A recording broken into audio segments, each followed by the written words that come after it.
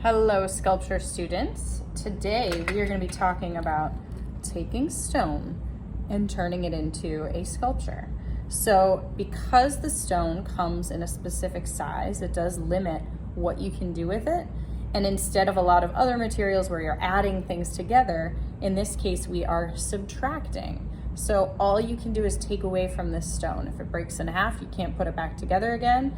If you take some away, you can't glue it back on again. So it is what it is right here. So just to kind of go over some basics here, I have two examples here of past student works. I would say one is a little more successful than the other. So this student wanted to do an abstracted kind of figure with a cloak, and there's a little keyhole in the front.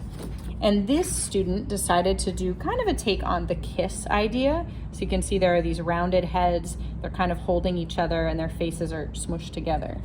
So just in general, I would say the one on the left became a little bit more successful because of the use of positive and negative space and wanting to travel around the work. So what I mean when I talk about positive and negative space, the fact that we have a hole in here, the fact that the figures are cut in a couple places, and even in the front, makes it so that I can see a little bit to the other side, and it makes it less of a blob. The whole point is to take it away from the form to make it more interesting. This one, the real negative of it is there's nothing really on the back side to kind of draw your attention or your eye, and there are less of those cutouts to make it interesting all around. So we'll look for more examples, or we'll look at more examples together in class, but I just wanted you to be thinking of that as you make your first few decisions. So depending on what I decide I want to do, I can draw with pencil right on the stone. So if I know right away that I want to take away this much of my stone, it's helpful to draw it on there and then think about what would happen on this next side that connects. So if I'm planning on taking away just a little bit less, that might help me make my decision about how I start the first process, which is using a hammer and a chisel and breaking away the stone. So some things that you're going to need in class. We need our stone. We need a bench pin. So these are pieces of wood that have a piece on top and on the bottom. So the bottom one hooks onto the table. The top is what you can press your stone against so it won't go flying.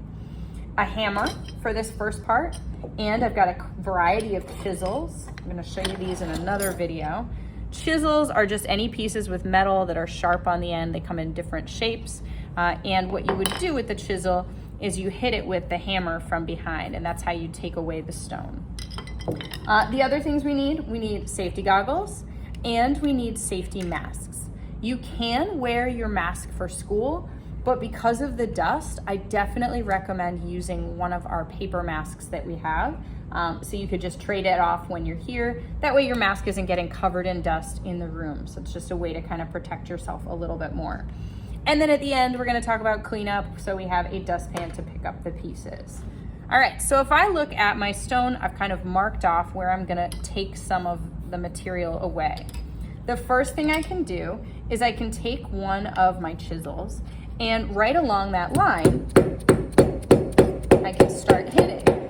Now you might notice it's making a little bit of a groove, but not a ton. So I'm gonna have to continue going, changing the direction of my hit to slowly take away more material. And you can see at the edge, it kind of broke off and took more of the material. That's pretty common. Now I could turn it on its side. I could change the size of the chisel if I wanted to. And this way, I might be able to make a deeper groove. Now, anytime you're using a chisel with the stone, it is possible to basically break your stone in half. So you do have to be careful. And if you notice, I'm not going extremely quickly and pressing with all my might. If you do that, you're going to break your stone, and I have a limited number of them. So you can see I've started to remove some of my stone here. I can keep changing the direction and the style of chisel to slowly take off some of my stone. Okay, so I could do the same on the other side. Now let's say I have an interior space. So on this side, I already started a place kind of in the middle. For that, it does take a little bit longer, especially if you want to go all the way through the form. So you just have to slowly start kind of cutting down.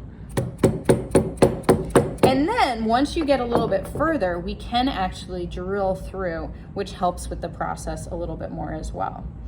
So that's the first step, chiseling. It's the most aggressive part, so it's the part we start with. From there, we start doing smaller, finer detail work on the surface, but chiseling is our first step. Last thing, we're gonna talk about cleanup. So my stone is my stone. I can just save it and put it in my box. Any material that you have on your bench pin, this can go into the trash. Next step, I'd be taking, you're working together as a table because all of the stone kind of flies all over the place. So it's not just right in front of you. So I would take all of the pieces of stone, get rid of them in a dustpan, and then at the very end, one person at your table, spray a little bit of our cleaner, use a sponge, and just wipe down the table to make sure we are all ready for the next class coming in. Thank you guys, and look forward to video 2.